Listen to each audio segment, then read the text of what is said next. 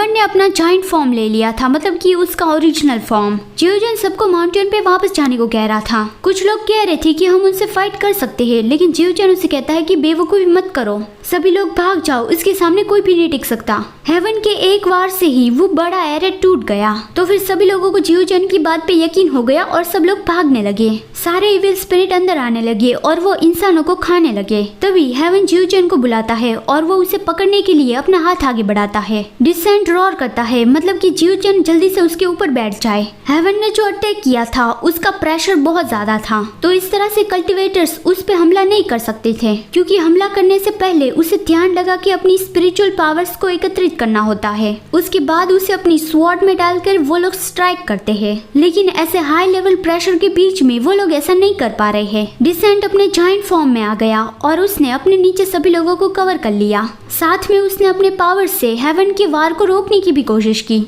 जियोचेन युनहुआ को ऑर्डर्स देता है और युनहुआ बाकी सबको ऑर्डर्स देती है। तो इस तरह से युनहुआ ने डिसेंट को ऑर्डर दिया कि उसे हेवन को रोकना है और बाकी सभी लोग जियोचेन को प्रोटेक्ट करें और जल्दी से वो माउंटेन के पीछे चले जाए। जाते वक्त भी जियोचेन को चिंता तो हो रही थी कि डिसेंट अकेला वहाँ पे फाइट कर रहा है। और फिर सभी लोग अपनी स्वॉर्ड पे उड़ के वापस चले गए। सांगजिन और ज़ुओयू एक दूसरे के सामने आ गए थे और फॉक्स उसे छुप के देख रहा था। ज़ुओयू सांगजिन के पास जाता है और वो उसे कहता है कि मैं तुम्हें यहाँ पे लेने आया हूँ। मैंने बस ये तय कर लिया है कि एक फेनिक्स को पालना इतना भी बुरा नहीं है और ऊपर से तुम मुझसे प्यार भी करते हो, तो फिर चलो मेरे पीछे पीछे आओ। फॉक्स छुपके से वो सब कुछ देख रहा था और सोच रहा था कि अब मुझे क्या करना चाहिए। इस तरह से तो आजिन मारा जाएगा। दुश्मन बहुत ज्यादा क्रूर है, यही बेहतर रहेगा कि अभी मैं भाग जाऊँ यहाँ से। इतने सारे सालों तक मैं सिर्फ खतरे से भागकर ही बच पाया हूँ।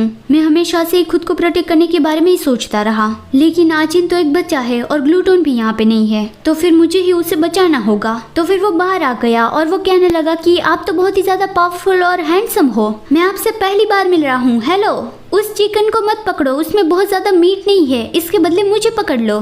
मैं बहुत ही रेयर मिलने वाला 9-tailed फॉक्स हूँ, मेरी वैल्यू उससे बहुत ज्यादा है। अगर आप घर पे बोर हो रहे हो तो मैं आपको एंटरटेन भी कर सकता हूँ, कैदियों के लिए मैं खाना भी बना सकता हूँ, मैं बहुत ही ज्यादा टैलेंटेड हूँ। और ये सब कुछ बोलने में उसे बहुत ज्यादा डर लग रहा था। ज़ुओयू सोचता है कि क्या ये बेवकूफ है, और वो कहता है तुम तो बहुत ही ज्यादा कॉन्फिडेंट हो, लगता है कि तुम्हें बहुत ज्यादा हिम्मत है। तभी फॉक्स ने सांगजिन का हाथ पकड़ के उसे उठाने की कोशिश की कि आजिन उठ जाओ, इतने बेवकूफ मत बनो। और साथ में उसने अपने दूसरे हाथ से अपनी स्पिरिचुअल पावर से ज़ुओयू पे अटैक किया, लेकिन ज़ुओयू ने वो बहुत आसानी से डॉज कर लिया। और वो कहता है तुम तो बहुत ही कम स्पिरिचुअल पावर वाले हो, लेकिन फिर भी तुमने मेरे सामने आके शो ऑफ करने की हिम्मत की। फॉक्स चिल्ला चिल्ला के कहने लगा कि आजिन जल्दी से भाग जाओ, तुम अभी तक यहाँ पे ही क्यों खड़े हो। ज़ुओयू कहता है हाँ, एक बार मैं तुमसे मिला था, तुम मेरे लिटिल फेनिक्स के फ्रेंड हो, 9-tailed फॉक्स है ना, लेकिन जो भी मुझे रोकने की हिम्मत करेगा उसे मरना होगा। उसने अपनी बटरफ्लाइज को फॉक्स पे छोड़ दिया और सारी बटरफ्लाइज फॉक्स को खाने लगी।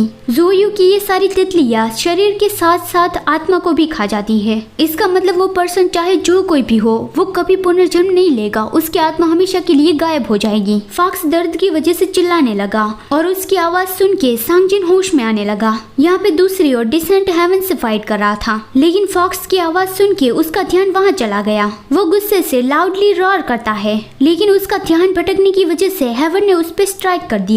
इस तरह से डिसेंट भी बहुत ही बैडली इंजर्ड हो गया। जरा सा डिस्ट्रैक्ट होते ही हेवन ने उसे पछाड़ दिया। यहाँ पे दूसरी ओर सांगजिन की नजरों के सामने ही फॉक्स मर रहा है, लेकिन सांगजिन अभी ज़ुओयू के कंट्रोल में है, वो उसके लिए कुछ भी नहीं कर पा रहा है, तो इसलिए वो रो रहा है। आपके लिए एक सवाल, ज़ुओयू यहाँ पे सांगजिन को अपने साथ ले जाने के लिए आया है, तो क्या वो अपने साथ उसे ले जा पाएगा या फिर नहीं ले जा पाएगा।